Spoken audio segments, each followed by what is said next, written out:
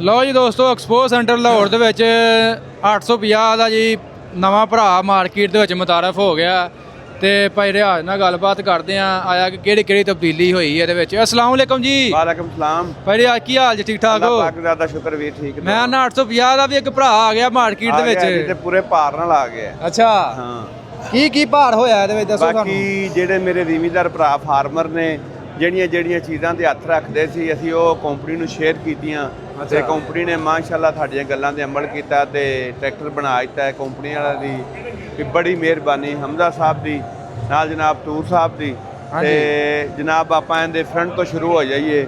ਆ ਜਿਹੜਾ ਚੁੱਲ੍ਹਾ ਹੁੰਦਾ ਸੀ ਜਿਸ ਟਾਈਮ ਟੋਚਨ ਪਾਈਦਾ ਸੀ ਨਾ, ਖਿੱਚਿਆ ਜਾਂਦਾ ਸੀ।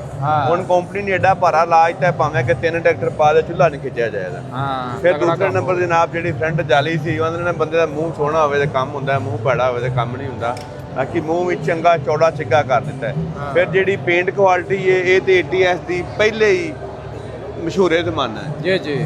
ਉਸ ਤੋਂ ਬਾਅਦ ਰੈਪਰ ਚੇਂਜ ਕਰ ਦਿੱਤਾ। ਫਿਰ ਜਨਾਬ ਉਸ ਤੋਂ ਬਾਅਦ ਜਿਹੜੀ ਇਹਦੀ ਸ਼ੋ ਹੈ ਉਹ ਚੇਂਜ ਕਰ ਦਿੱਤੀ ਹੈ, ਚਿਟਕਣੀਆਂ ਚੇਂਜ ਕਰ ਦਿੱਤੀਆਂ।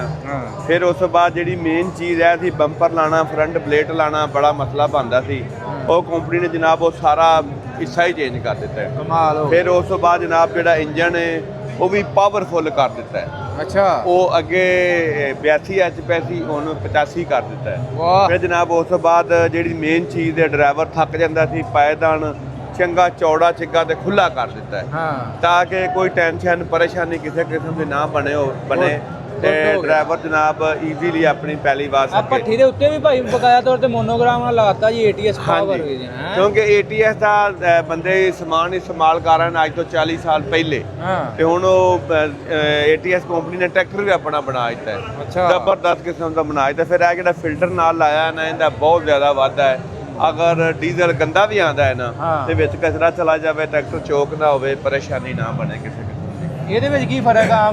ਇਹਦੇ ਆਮ ਨਹੀਂ ਲੱਗਾ ਹੁੰਦਾ ਹੈ ਫਿਲਟਰ, ATS ਨਹੀਂ ਲਾਇਆ ਹੈ। ਅੱਛਾ ਜੀ। ਫਿਰ ਉਸ ਤੋਂ ਬਾਅਦ ਜਿਹੜਾ ਪਾਏਦਾਨ ਨੇ ਉਹ ਚੌੜਾ ਕਰ ਦਿੱਤਾ ਤੇ ਖੁੱਲਾ ਕਰ ਦਿੱਤਾ ਹੈ। ਜਿਹੜੀ ਸੀਟ ਹੈ ਉਹ ਵੀ ਬੜੀ ਜ਼ਬਰਦਸਤ ਕਿਸਮ ਦੀ ਹੈ।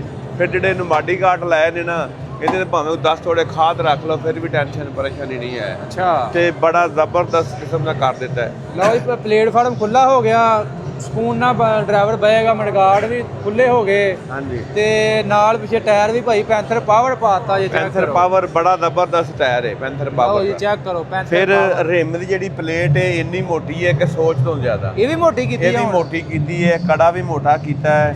ਐਕਸਲ ਜਿਹੜਾ ਜਨਮਨ ATS ਵਾਲੇ ਆਪਣਾ ਸਾਰਾ ਸਿਸਟਮ ਬਣਾਇਆ ਹੈ। ਟਾਇਰ ਪੈਂਥਰ ਪਾਵਰ ਆ ਗਿਆ, ਮਾਡੀ ਗਾਰਡ ਭਾਰੇ ਆ ਗਏ ਨੇ ਤੇ ਜਿਹੜੀ ਟਾਪ ਲੈਂਕ ਹੈ ਇਹ ਵੀ ਬੜੀ ਮੋਟੀ ਪਾ ਦਿੱਤੀ ਹੈ ਤਾਂ ਕਿ ਕੋਈ ਟੈਨਸ਼ਨ ਪਰੇਸ਼ਾਨੀ ਬਣੇ ਹੀ ਨਾ।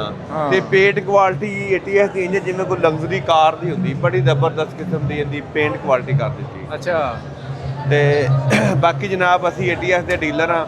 ਕਿਸੇ ਵੀਰ ਭਰਾ ਨੇ ਲੈਣਾ ਹੋਵੇ ਸਾਡੇ ਨਾਲ ਰਾਬਤਾ ਕਰ ਸਕਦਾ ਹੈ। 0300 ਪੂਰਾ 786 2192 0345 40 45 777। ਕੀਮਤ ਕੀ ਚੱਲ ਰਹੀ ਹੈ ਅੱਜ ਕੱਲ੍ਹ? ਕੀਮਤ ਜਨਾਬ ਇਹਦੀ ਬਸ ਥੋੜੀ ਦੇਰ ਤੱਕ ਨਾ ਕੀਮਤ ਇਹਦੀ ਆ, ਯਾਨੀ ਕਿ ਤੁਸੀਂ ਵੀ ਛੁਰਾ ਫੇਰੂਓ? ਨਹੀਂ, ਛੁਰਾ ਅਸੀਂ ਇੰਨਾ ਚੋਖਾ ਨਹੀਂ ਫੇਰਦੇ, ਥੋੜਾ ਹੀ ਫੇਰਾਂਦੇ, ਏਡਾ ਜ਼ਿਆਦਾ ਨਹੀਂ, ਕਿਉਂਕਿ ਹਰ ਚੀਜ਼ ਤੇ ਮਹਿੰਗੀ ਹੋ ਗਈ ਹੈ। ਠੀਕ ਹੈ ਕਿ ਨਹੀਂ? ਹੁਣ ਪਰਸੋਂ ਮੈਂ ਇੱਕ ਲੋਹਾ ਬੰਦੇ ਕੋਲ ਮੰਗਾਇਆ ਤਾਂ ਖੋਤੀ ਢਾਡੀ ਲੈ ਕੇ ਆਇਆ ਤੇ ਉਹ ਮੈਨੂੰ ਆਂਦਾ, ਮੈਂ ਉਹਨੂੰ ਆਖਿਆ ਯਾਰ ਤੇਰਾ ਕਿਹੜਾ ਤੇਲ ਛੱਡਦਾ ਹੈ? ਆਂਦਾ ਭਾਜੀ ਭਾਵੇਂ ਤੇਲ ਨਹੀਂ ਛੱਡਦਾ, ਬਾਕੀ ਦੀ ਹਰ ਸ਼ੈ ਮਹਿੰਗੀ ਹੈ। ਗੱਲ ਇਹ ਆ ਵੀ ਤੇਲ ਮਹਿੰਗਾ ਹੋਇਆ ਤੇ ਨਾਲ ਚੀਜ਼ਾਂ ਵੀ ਮਹਿੰਗੀਆਂ। ਤੇਲ ਆਏ ਦਿਨ ਮਹਿੰਗਾਈ ਮਹਿੰਗਾ ਕਰੀ ਉਹਨੇ, ਕਰਨਾ ਕੀ ਚਾਰੇ ਕ ਸਮਝੋ ਬਾਹਰ। ਨਾ ਤੁਹਾਡਾ ਵਾਸਤੇ ਤੇ ਨਾ ਸਾਡਾ ਵਾਸਤੇ, ਇਹ ਗਵਰਨਮੈਂਟ ਦੇ ਕੰਮ ਨੇ, ਇਹ ਗਵਰਨਮੈਂਟ ਜਾਣੇ। ਬਾਕੀ ਇਸ ਟਾਈਮ ਜ਼ਿਮੀਂਦਾਰ ਵੀ ਪਰੇਸ਼ਾਨ ਹੈ ਤੇ ਆਵਾਮ ਵੀ ਇੰਨੀ ਕੁ ਪਰੇਸ਼ਾਨ ਹੈ ਕਿ ਸੋਚ ਤੋਂ ਜ਼ਿਆਦਾ। ਭਾਈ ਰਿਆਜ਼, ਤੇਲ ਨਹੀਂ ਜ਼ਿਮੀਂਦਾਰਾਂ ਕੋ ਪੂਰਾ ਹੋਣਾ, ਟਰੈਕਟਰ ਵੀ ਸਾਨੂੰ ਇਲੈਕਟ੍ਰਿਕ ਲੈਣੇ ਪੈਣੇ ਨੇ ਅੱਗੋਂ ਜਿਹੜਾ ਦੌਰ ਚੱਲਣਾ। ਚਲੋ ਹੁਣ ਅੱਗੇ ਫੜੋ ਤੋੜੀ ਵਾਲਾ ਕੰਮ ਹੈ ਵੀ ਕੋਈ ਚੇਂਜਿੰਗਾਂ ਕਰਨ ਡਏ ਨੇ, ਫਿਰ ਹੁਣ ਇਹ ਕਰਨ ਡਏ ਨੇ। ਇਨਸ਼ਾਅੱਲਾ 2027 ਦੇ ਵਿੱਚ ਜਿਹੜੀਆਂ ਵੱਡੀਆਂ ਕੰਪਨੀਆਂ ਨਹੀਂ ਵੀ ਤਬਦੀਲੀਆਂ ਕੀਤੀਆਂ, ਹਲਕੀਆਂ ਫੁਲਕੀਆਂ, ਹੁਣ ਵੱਡੀਆਂ ਤਬਦੀਲੀਆਂ ਕਰਨਗੇ। ਹੁਣ ਇਸ ਟਾਈਮ ਬਚਣਾ ਉਹਨੇ ਹੀ ਜਿੰਨੀ ਵੱਡੀ ਤਬਦੀਲੀ ਕਰਨੀ ਹੈ।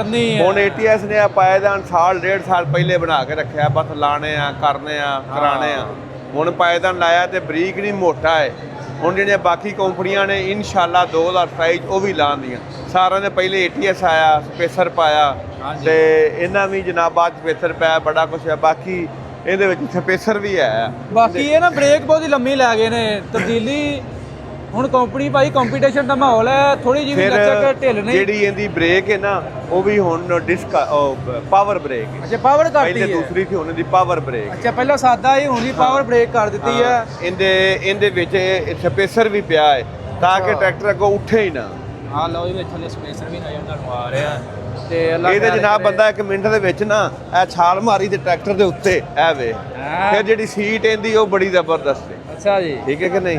ਲਓ ਜੀ। ਤੇ ਕਲੱਚ ਤੇ ਬ੍ਰੇਕ ਇਸ ਤਰ੍ਹਾਂ ਜਿਸ ਤਰ੍ਹਾਂ ਮਲਾਈ ਹੁੰਦੀ ਹੈ, ਕਲੱਚ ਐਵੇਂ ਜਿਵੇਂ ਮਲਾਈ ਹੁੰਦੀ, ਡਬਲ ਹੈ, ਸਿੰਗਲ ਨਹੀਂ ਹੈ ਜੀ। ਕਮਾਲ ਹੋ ਗਿਆ। ਲਓ ਜੀ ATS ਵਾਲੇ ਵੀ ਅੱਲਾ ਖੈਰ ਕਰੇ, ਦੁਬਾਰਾ ਮਾਰਕੀਟ ਦੇ ਵਿੱਚ ਉਹਨਾਂ ਨੇ ਜ਼ਿਮੀਂਦਾਰਾਂ ਵਾਸਤੇ ਸਪੈਸ਼ਲ ਤਬਦੀਲੀਆਂ ਕਰ ਦਿੱਤੀਆਂ ਨੇ। ਤੇ ਭਾਈ ਰਿਆਜ਼ ਹੁਣ ਕੀਮਤ ਜਿਹੜੀਆਂ ਤਬਦੀਲੀਆਂ ਦੀ ਪਾਉਣੀ ਹੈ ਜਾਂ ਜਿਹੜੀ ਉਂਝ ਵਧਾਈ ਉਹ ਪਏਗੀ? ਨਹੀਂ, ਜਿਹੜੀ ਉਂਝ ਵਧਾਣੀ ਉਹ ਪਾਈ, ਤਬਦੀਲੀਆਂ ਥੋੜੀ ਬਹੁਤੀ ਪਵੇ ਦੀ। ਅੱਛਾ ਅੱਛਾ। ਬਾਕੀ ਟਰੈਕਟਰ ਜ਼ਬਰਦਸਤ ਬਣ ਗਿਆ, ਟਰੈਕਟਰ 'ਚ ਕੋਈ ਸ਼ੱਕ ਨਹੀਂ ਹੈ। ਹਾਂ ਲੋ ਜੀ ਦੋਸਤੋ, ਵੀਡੀਓ ਅੱਛੀ ਲੱਗੀ ਲਾਈਕ ਸ਼ੇਅਰ ਕਰ ਦੇਣੀ। ਇਨਸ਼ਾਅੱਲਾ ਮਿਲਾਂਗੇ ਜੀ ਨੈਕਸਟ ਵੀਡੀਓ 'ਚ। ਓਕੇ ਜੀ, ਅੱਲਾ ਹਾਫਿਜ਼।